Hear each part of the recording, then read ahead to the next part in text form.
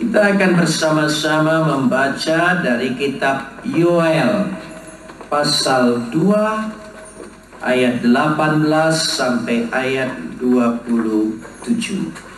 Kitab Yoel pasal 2 ayat 18 sampai ayat 27.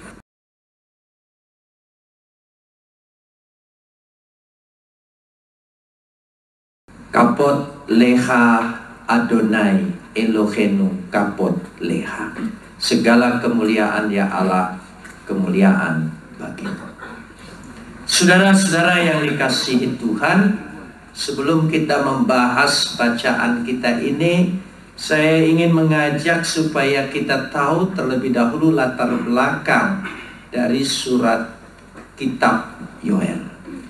Yoel artinya Allah itu adalah Tuhan. Jadi arti kata Yoel sendiri, Allah itu adalah Tuhan. Saudara, Yoel lahir di satu daerah dan mati juga di daerah yang sama, namanya Betoron. Jadi hanya hidup Yoel ini masih menjadi persoalan bagi ahli sejarah. Apakah dia hidup di zaman Elisa atau dia hidup di zaman Manasye?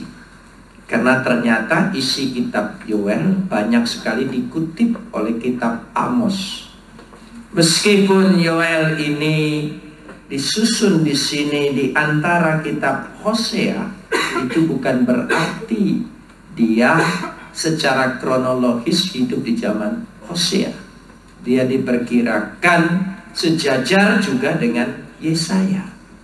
Sehingga di dalam hal yang seperti ini, terlepas dari soal sejarah yang ada, tetapi yang penting sekali keotentikan kitab Yoel sempurna bagi setiap ahli perjanjian lama, baik ahli itu dari kalangan Yahudi maupun dari kalangan Kristen. Karena kitab ini tampak cacat celah, termasuk huruf-hurufnya luar biasa. Dan Yoel, masyarakat yang hidup pada waktu itu adalah masyarakat yang mengalami penindasan, mengalami masa yang kacau balau. Dan tema daripada kitab Yoel, keadaan yang seperti itu, sehingga Yoel memberikan seruan yang paling pokok adalah pertobatan.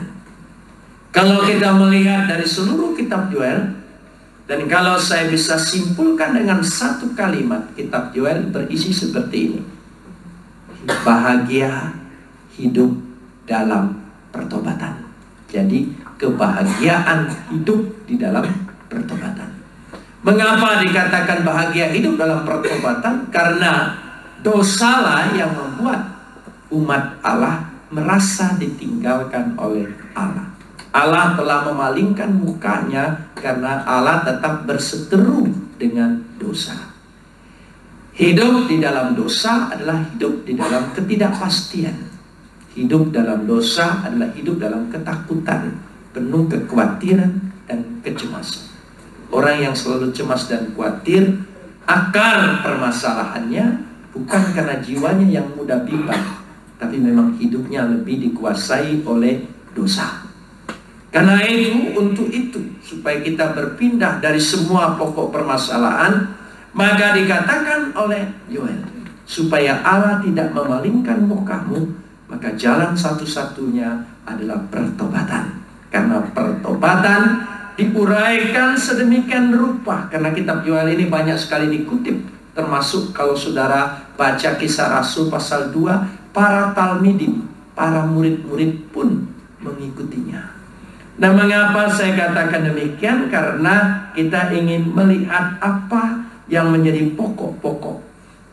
Bahwa kalau engkau bertobat, hidup dalam pertobatan, maka dikatakan dalam pasal 2 yang baru saja kita baca tadi, Lembaga Alkitab saat ini memberikan judul perikopnya yang tepat sekali. Janji Tuhan kepada bangsa yang bertobat. Jadi pertobatan itu adalah mewujudkan janji Tuhan. Jadi pertobatan adalah jalan untuk mengecap daripada janji Tuhan. Jika kita ingin mengecap janji Tuhan, jalannya apa? Satu-satu jalan untuk menghampirinya dan memperolehnya hanya satu kata: pertobatan. Jadi pertobatan itu membalikkan hidup kita, mengubah hidup kita. Pertobatanlah yang membuat hidup kita ini menjadi bahagia. Jadi ini penting sekali. Kalau saudara cari jalan-jalan apa kira-kiranya, makanya ada satu perkataan, yaitu pertobatan. Maka dikatakan di sini, saya sangat mengimani, secara pribadi sangat mengimani janji Tuhan yang tertulis di dalam Alkitab ini. Ya dan amin. Kebenaran para penulis menyampaikan kebenaran firman yang diwahyukan, diilhamkan oleh Roh Kudus kepada mereka. Secara penuh saya sangat mengimani. Karena itu mengimani, mendasarkan semua janji Tuhan yang ada dalam firman Tuhan ini merupakan sesuatu yang bisa kita nikmati di dalam kehidupan kita. Amin. Ini penting sekali. Kita tidak punya pegangan lain. Perkataan apa yang bisa dipegang di tengah dunia ini? Janji siapa kira-kira yang kita bisa betul-betul memberikan kepastian tentang kita? Coba. Semua janji politik, janji segala sesuatu, semua tidak menjamin kita, saudara. Karena semua hanya memikirkan diri sendiri. Bayangkan saja, ya, kerusakan dan kejahatan itu sudah masuk ke dalam tempat yang paling agung. Jadi kalau yang agung saja sudah korupsi, apalagi yang paling yang tidak agung-agung ini, saudara, ya. Itu kata agung itu sebetulnya hanya boleh dikenakan kepada Tuhan. Hanya boleh dikenakan kata Tuhan. Tetapi luar biasa kalau berani memakai kata itu, risikonya tanggung sendiri. Nah, saudara, untuk itu kita melihat dari yang pertama, apa yang akan kita peroleh jika kita bertobat. Saudara bisa mengamini kalau malam hari ini kita sungguh-sungguh bertobat, maka janji-janji ini akan kita peroleh. Saya katakan pasti kita akan memperoleh. Yang pertama, ayat yang ke-18, yaitu mendapat perhatian Allah. Jadi kita memperoleh perhatian Allah. Karena dosa, Allah memalingkan mukanya dari kita, seolah-olah Dia tidak menyedengkan telinganya untuk mendengar segala permohonan dan permintaan kita. Tapi dengan pertobatan, kita berarti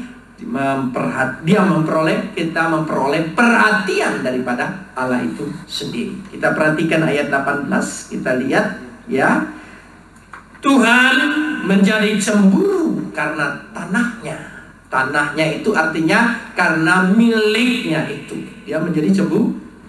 Kata cemburu ini sangat antropomorfis, penggambaran Allah dengan perkataan manusia. Jadi seolah-olah yang namanya rasa cemburu karena gairah cintanya, perhatiannya. Orang tidak akan cemburu dengan orang yang mungkin tidak ada sangkut paut, masa bodoh, memangnya gua pikirin, kira-kira begitu, saudara, ya.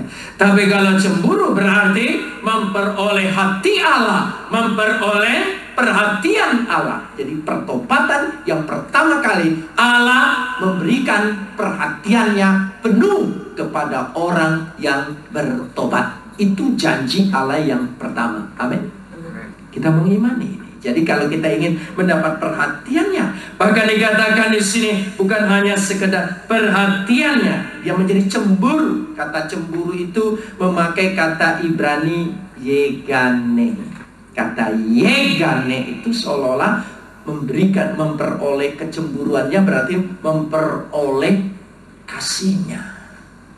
Karena di dalam kasih itu ada rasa cemburu. Itu yang dikatakan di sini. Lalu dan Ia berbelas kasihan kepada umatnya. Kata berbelas kasihan memakai kata yahemol. Kata yahemol berarti kita memperoleh perhatiannya yang penuh.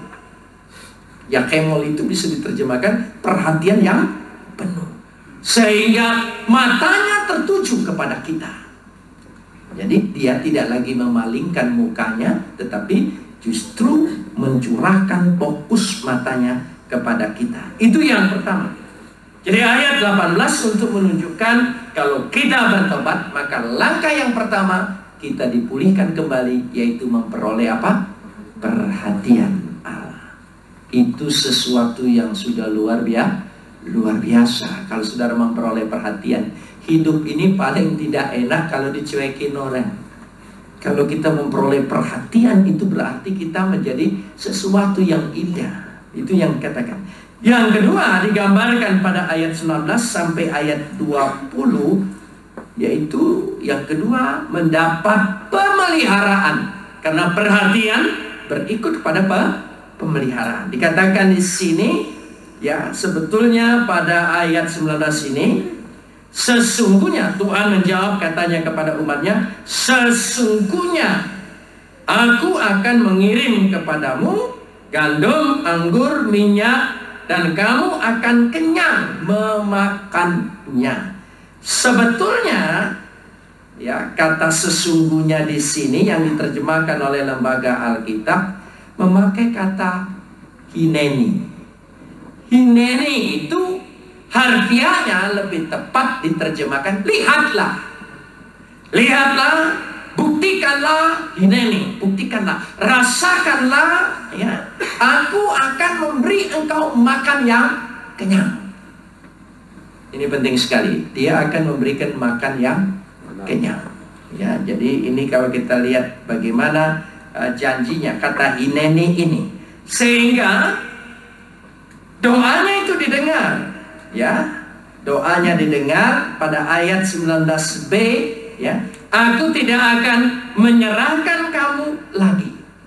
Kenapa tidak dikatakan akan menyerahkan kamu lagi? Kalau kita perhatikan, mari kita lihat dulu ayat 17b. Ayat 17b. Ayat 17 begini.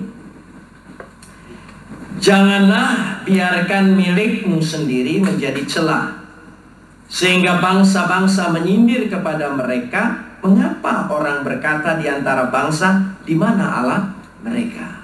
Jadi karena bangsa umat Israel itu berpaling dari Allah, sehingga dia hidupnya tidak terpelihara. Di mana Allahmu berkuasa? Nyatanya hidupmu sengsara.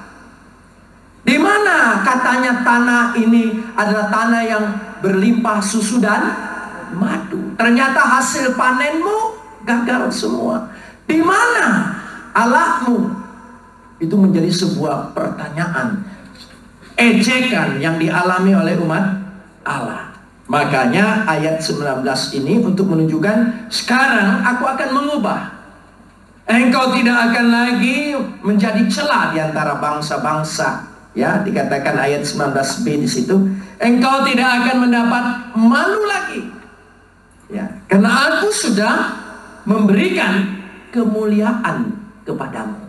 Jadi kalau kita dalam kehidupan ini, sehingga kita bisa melihat bahwa kita memperoleh pemeliharaan. Itu yang kedua, janji yang kedua. Yang ketiga, dari ayat 21 dan 22, mendapat perlindungan. Jadi ada tahapan. Jadi mendapat perhatian, mendapat pemeliharaan, dan sekarang mendapat perlindungan. Maka dikatakan ayat, kita lanjutkan di sini ayat 21 dan 22, jangan takut. Ya, kata jangan takut menjadi sebuah penekanan. Hai tanah, bersorak-sorailah dan bersukacitalah, sebab juga Tuhan telah, tolong sambung, melakukan perkara yang besar. Saya ingin tekan, melakukan perkara yang besar, melakukan perkara yang dahsyat. Kira-kira apa yang dimaksud perkara yang besar? Menciptakan bumi memang sudah perkara yang besar. Menciptakan alam semesta perkara yang besar. Bukan itu yang ditekankan dalam kitab Yoel dalam pembahasannya di sini, yaitu untuk penekanannya bahwa Allah memulihkan umatnya yang dari tidak mungkin dimungkinkan oleh Allah. Itulah yang disebut melakukan perkara yang besar. Dari orang yang dihina sehingga mendapat kehormatan yang luar biasa yang tidak mungkin menurut perhitungan orang.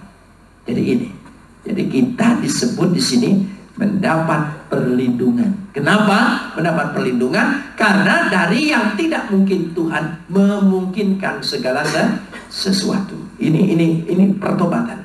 Jadi kalau saudara sungguh-sungguh kita menjalani pertobatan, maka kita pasti memperolehnya. Ya, kata-kata jangan takut diulang-ulang. Jadi ini janji. Kalau hidup kita sungguh pertobatannya, pasti ini. Ayat 22, jangan takut. Ya, sampai jaminan jangan takut di sini. Ini bukan kita disapa hai binatang-binatang, bukan kita disamakan dengan binatang. Artinya kalau kita memperoleh perlindungan, diri kita, jangankan hanya diri kita, sampai binatang peliharaan kita pun dilindungi oleh Dia. Amin. Ya, ini jadi bayangkan saja, sampai yang terkecil sekalipun, jaminan itu terjadi dengan perlindungannya. Itu maksudnya di sini. Ya, binatang-binatang, tanah gembalaan, padang gurun. Sebab apa? Semua milik kita juga dilindungi. Ya, sehingga disebut di sini bahwa pada ayat 22 ini, pohon menghasilkan buahnya, pohon ara, pohon anggur memberi, tolong sambung, kekayaan. Saudara mengimani itu. Jadi apa saja yang saudara lakukan, sekecil apapun, dia menjadi sumber kekayaan bagi orang yang bertobat. Ini janjinya. Kita mau pegang apalagi sebagai orang Kristen kalau kita tidak berpegang kepada kesaksian penulis Alkitab yang ada dalam Alkitab ini yang memberikan janji. Jadi kita di situ. Jadi mari kita berpegang di sini. Kita pegang dengan perkataan apapun sulit sekali. Jadi di situ ketika mendapat perlindungan. Keempat, ayat 23, memperoleh sukacita. Kata memperoleh sukacita di sini, kalau kita lihat dulu, kita baca dulu ayat 23. Hai Bani Sion, bersorak-sorailah dan bersukacitalah karena Allah Tuhanmu. Sebab telah diberikannya kepadamu hujan hujan pada awal musim dengan adil, dan diturunkannya kepadamu hujan pada awal, hujan pada akhir musim seperti dahulu kala. Saudara, kenapa suruh bersukacita? Ya, apa sebabnya? Sukacita di sini sebetulnya secara harfiah ada kata bersukacitalah di dalam Tuhan.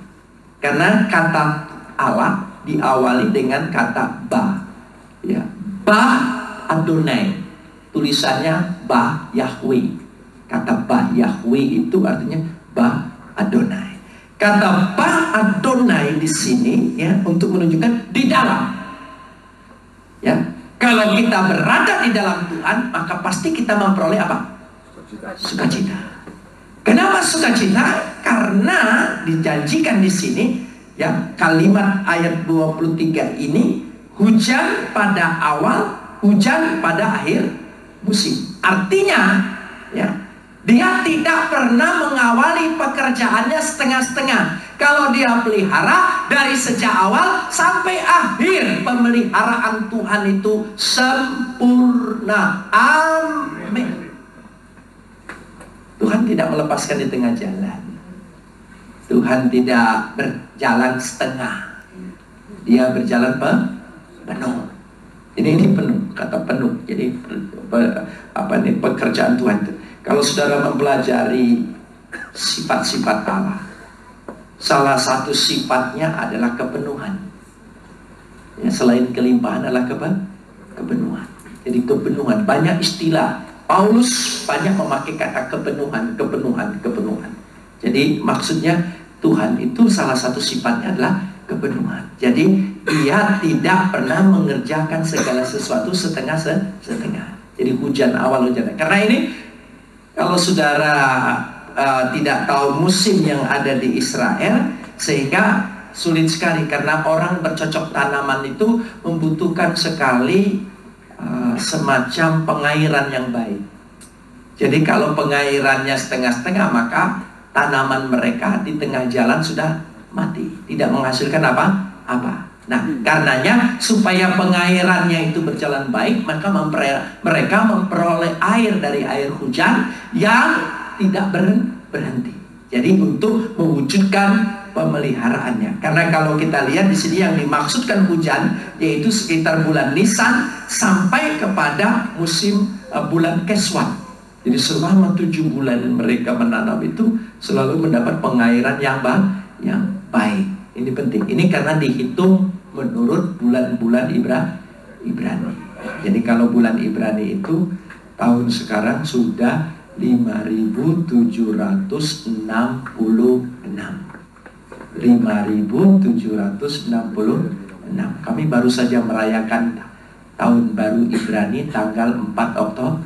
4 Oktober itu tahun baru Ibrani. Itu ganti-ganti karena cara penghitungannya berbeda. Maka tahun ini menurut hitungan kalender Masehi dia jatuh tanggal 4 Oktober 5.766. Dari mana bisa 5.766? Tahun Ibrani ya diambil dari janji Allah, panggilan Allah kepada Abraham. Ketika Allah memanggil Abraham dan memberikan janji kepada Abraham, tahun itulah dimulai dihitung awal. Jadi cara umat Allah perjanjian lama menghitung tahun yaitu dari sejak pertama Allah memanggil Abraham dan memberikan janji kepada Abraham. Karena itu umat Israel selalu berpikir dia hidup selamanya tahun ke tahun dalam janji Allah. Dan janji Allah itu wujud ketika Kristus lahir, maka kita juga mulai menghitung, itu disebut tahun Masehi. Jadi itu ada rujukannya, ada hubungannya, jadi ada sambungannya supaya kita ini tidak tiba-tiba agama mendadak sendiri, saudara. Ya, jadi agama kita itu punya akarnya jelas di situ. Makanya tiap tahun baru orang-orang Ibrani selalu merayakannya. Apa merayakannya? Mereka selalu merayakan pakai simbol, pakai tanda. Mereka selalu dalam tahun baru memakan apel dengan madu.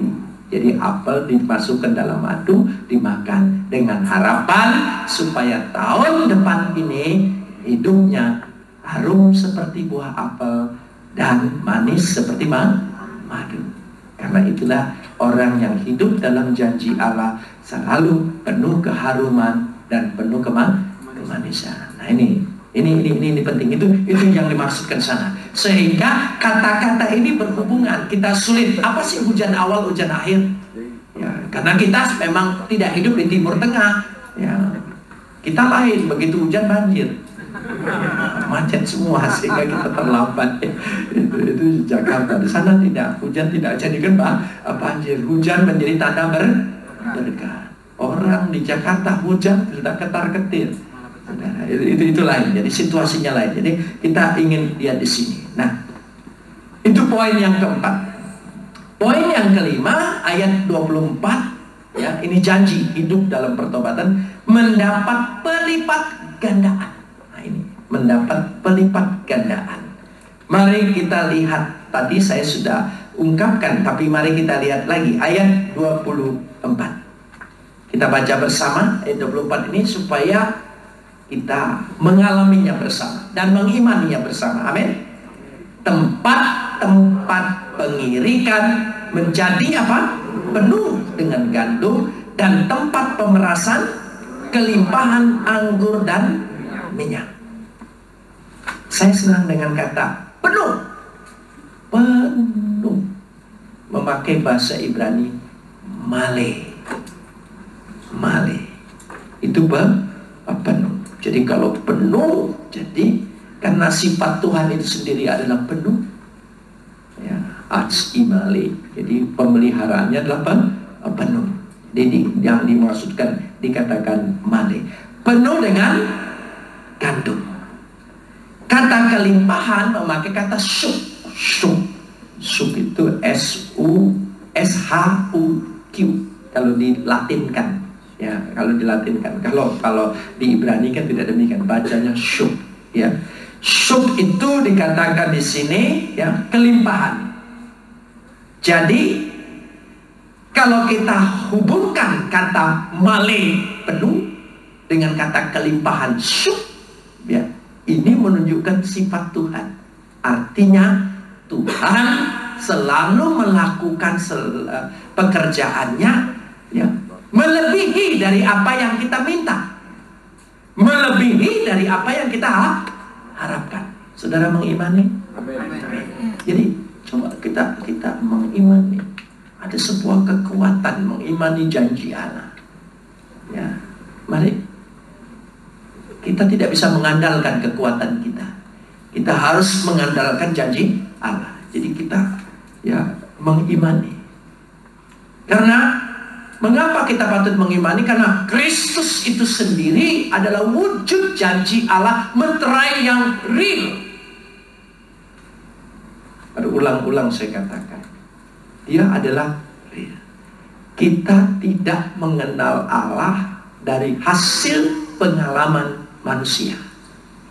Bukan karena manusia yang menyucikan diri lalu bersemedi dengan kehidupan yang suci, lalu dia bertemu dengan satu sinar, dan sinar itu seolah-olah berkata mengenalkan dirinya Allah. Bukan. Kita tidak lewat pengalaman kebatinan orang untuk mengenal Allah. Itu penting sekali. Kita mengenal Allah tidak lewat seseorang yang barangkali merasa ketika kehidupannya yang luar biasa itu diangkat ke surga. Tidak. Ya, kita mengenal Allah real.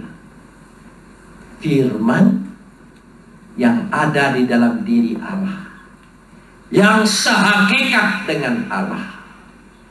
Karena Allah punya sifat hakikat, yaitu memiliki firman. Ada dua sifat hakikat. Allah memiliki roh dan firman.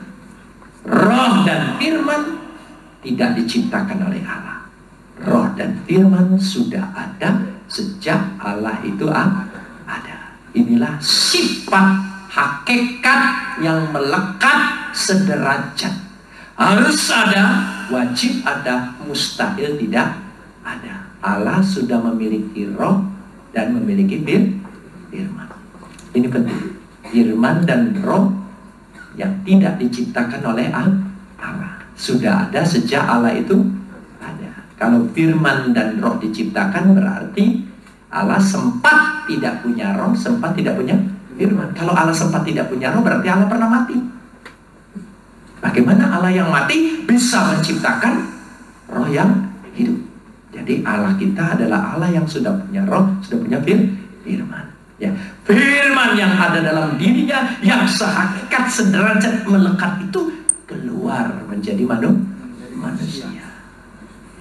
Ya, dialah yang menyatakannya, kata Yohanes 1 ayat 18. Dialah yang menyatakannya. Anak yang ada di pangkuan Bapa. Kata anak dan Bapa itu bahasa Helenis, filsafat Yunani. Kata filsafat Semitik itu yang sehakikat, sederajat, melekat. Nah itu. Jadi kalau orang salah ngerti itu nggak ngerti berangkat ayat ini dari filsafat apa, dari pemikiran apa. Kalau Helenis yang mengatakan ini anak yang ada di pangkuan Bapa. Padahal bahasa aslinya monogenes, satu-satunya yang turun dari Allah. Monogenes. Kan bahasa sudah jadi bahasa Indonesia, mono bukan stereo. Mono, satu-satunya yang dari Allah turun menjadi manusia. ECG 1 menyatakan. ECG 1 menyatakan. Menyatakan apa? Siapa Allah? Siapa Allah? Jadi kita mengenal Allah dari pernyataan Allah itu sendiri. Amin, saudara. Amin. Jadi bukan hasil kehebatan kebatinan kita, bukan hasil pengalaman kita yang unang-unang lalu ada sinar turun, bukan ada bayang-bayang hayal lalu kita pikir ada makhluk halus turun menyamperin kita. Enggak. Kita firman yang menjadi manusia. ini penting sekali. Dan dari situlah merupakan sebuah kepastian. Dan kepastiannya luar biasa. Sempat tidak punya arti alasan dan roh diciptakan ada sejak Allah itu Allah. Sudah tidak diciptakan oleh Allah. Firman dan firman. Dan para penulis firman Tuhan ini menyaksikan. Makanya kita mengimani Alkitab kita ini karena dia menyaksikan kebenarannya. Sehingga janji-janjinya yang kita imani itu bisa menjadi satu wujud di dalam diri kita. Amin. Kita boleh berpikir karena kita harus gunakan menyelidiki siapa penulisnya, bagaimana bahasanya, apa budayanya, apa latar belakang sejarahnya. Kita boleh pikir Alkitab ini seperti itu, boleh. Karena ini harus supaya kita punya pengetahuan bertambah. Tapi imanmu harus menguasai teologiamu, bukan teologiamu yang menguasai imanmu. Jangan dibalik. Kalau imanmu menguasai teologiamu, maka engkau pasti mengimani. Amin. Tapi kalau pikiranmu yang menguasai imanmu, itu bukan teologia, itu tolologia. Beda sekali. Teologia itu harus mengimani. Kita pikir mencari. Karena wahyu itu turun ke tengah-tengah dunia. Ya, wahyu. Ketika dia turun ke tengah dunia, dia pakai bungkus. Apa bungkusnya? Bahasa manusia, sejarah manusia, budaya manusia. Bungkus ini perlu kita buka. Namanya dikritisi. Kritis sejarah, kritik teks, kritik historis, kritik sastra. Kita kritik semua. Ketika kita kritik, kita mendapat esensi krokma, wahyu yang sebenarnya kita amini. Amin. Nah, ini penting. Jadi kita tetap mengamini esensi wahyu dalam Alkitab itu, kita tetap percaya. Amin.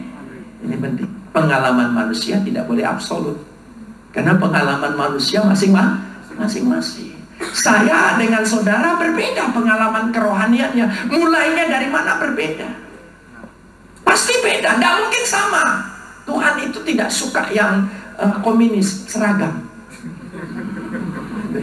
Jadi orang yang tidak menghargai kemajemukan itu melanggar hakikat Allah. Allah aja yang menciptakan manusia beda-beda. Ya. Jadi itu. Jadi ditunjukkan di situ ada sesuatu yang diberikannya. Nah, kalau bungkusnya tidak dibuka, seperti beli gado-gado, kita jilatin daunnya, bungkusnya, kita katakan, apa rasa gado-gado? Daun. Itu karena belum dibuka. Jadi ketika orang mengatakan, ada pedas, ada kacang, ada ini, enggak, daun aja. Ini penting. Amin. Amin. Wahyu yang sebenarnya dapat esensi. Ketika kita kritik semua, kritik sastra, kita kritik historis, kritik teks, kritis sejarah. Namanya dikritis. Bungkus ini perlu kita buka. Budaya manusia, sejarahnya, bahasa manusia. Bungkus apa bungkus ke tengah dunia? Dia gimana? Jalannya satu, kuncinya gampang sekali. Hidup dalam apa? Pertobatan. Luar biasa. Pertobatan itu dahsyat. Pintu surga aja bisa dibuka. Malaikat aja bisa turun kocar kacir. Karena pertobatan. Jalannya luar biasa. Ya, buat apa kita gengsi gitu. Jadi begini. Seorang teolog mengatakan, saya gabungkan ini, bahwa ketika manusia berdusta, ketika manusia bohong, dia mengkhianati dirinya sendiri. Dia tidak mengkhianati siapa-siapa. Dia mengkhianati dirinya sendiri. Ketika orang lain memandang dia terhormat, dirinya sendiri tahu tidak memandang dia terhormat. Lucu kan? Nah, sekarang yang kita butuhkan adalah pandangan orang lain. Lucu. Padahal pandangan diri kita sendiri, tahu persis ini nggak sebaik seperti orang memandang. Jadi kita. Nah, karena itu seorang teolog yang bernama Martin Buber ini merumuskan ini. Lalu dia katakan, Semestinya seperti Daud. Ketika dia mengaku, waktu dia mengaku, pandangan orang yang tadinya terhormat menjadi seolah-olah lain, menjadi tidak terhormat. Tapi sesungguhnya dia telah memulihkan dirinya, memandang dia sendiri adalah terhormat. Amin. Mana yang saudara pilih? Saudara jaga terus menurut pandangan orang, padahal kita menderita. Kita ingin beroleh apa? Sukacita. Sesuatu yang sukacita. Jadi sesuatu yang indah. Seorang yang suka menentang agama, namanya Sigmund Freud. Ya, Sigmund Freud, ahli psikoanalis.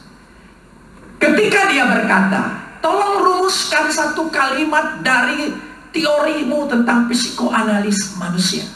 Sigmund Freud berkata apa? Pada akhirnya manusia itu memutuskan menurut kata hatinya. Jadi kata hati itulah kunci. Oh, saudara, jadi kalau kata hati kita, diri kita ini siapa? Waduh, lebih baik kata hati kita, oh memang engkau baik. Jalan untuk memulihkannya hanya satu. Tadi sudah disebut apa?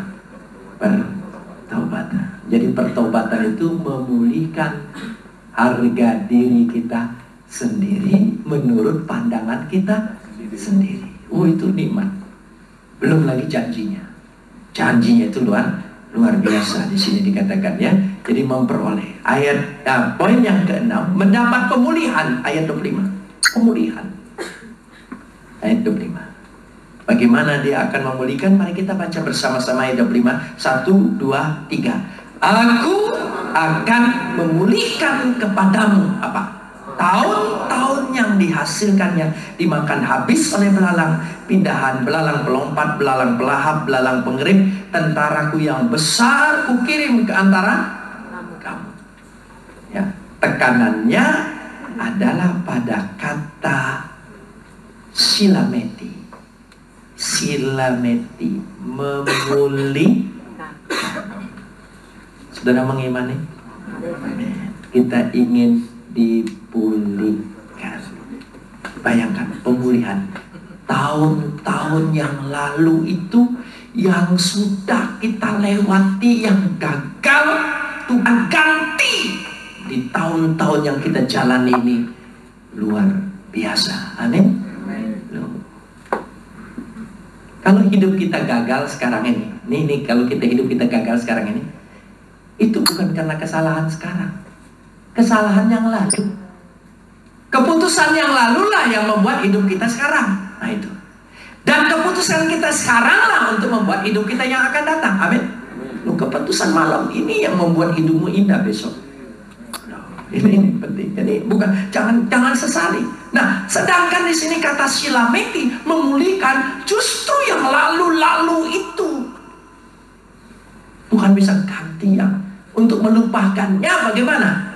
Melupakannya supaya tetap tidak bisa lupa, tapi tidak menjadi beban. Ya, untuk tidak jadi beban, dia pulihkan berlipat kali ganda di tahun yang kita jalani ini. Sehingga tahun-tahun itu kita akan, waduh, luar biasa. Kalau kita sudah lolos dari sesuatu hidup yang sangat sulit di tahun-tahun yang lalu, sebetulnya kalau kita sedang menikmati tahun ini, kita pasti berkata, tahun lalu itu luar biasa pengalamanku. Asal tahun yang sekarang ini nikmat. Kalau tahun yang sekarang sama saja dengan tahun-tahun lalu, aduh, kenapa hidupku tidak ada jalan keluar? Nah ini kita tentukan di sini. Jadi memperoleh kata silameti, aku akan memulihkan. Kan silameti inilah yang seakar dengan kata shalom. Shalom itu bukan hanya rohani, tapi juga jasmani. Jangan salah itu. Bukan hanya jasmani, tapi juga rohani. Jadi dua-duanya tidak bisa dipisahkan dari kata shalom. Kita memperoleh shalom. Ya, seakar dengan kata silameti, yaitu memulihkan. Jadi kata shalom itu apa artinya? Memulihkan, membaharui, memperoleh. Wah, damai sejahtera, semuanya lengkap di kata shalom. Jadi ini di sana kata silometik. Lalu ayat yang ketujuh, poin yang ketujuh ayat 26. Ya. Jadi di sini dikatakan ayat 26, ya. Maka kamu akan apa? Makan apa? Banyak-banyak dan apa? Menjadi kenyang. Dan kamu akan apa? Memuji-muji nama Allah Tuhan yang telah memperlakukan kamu dengan ajaib, dan umatku tidak akan menjadi malu untuk selama-lamanya. Ini adat orang Yahudi. Makan banyak itu tanda kemakmuran. Mirip dengan orang dari utara. Ya, itu makan banyak. Kalau pesta tidak makan banyak itu jadi pembicaraan sekampung. 1 bulan itu pembicaraan. Tapi kalau makannya banyak, pesta makanan berlimpah, itu juga jadi pembicaraan luar biasa. Kaya kali orang itu katanya, ya.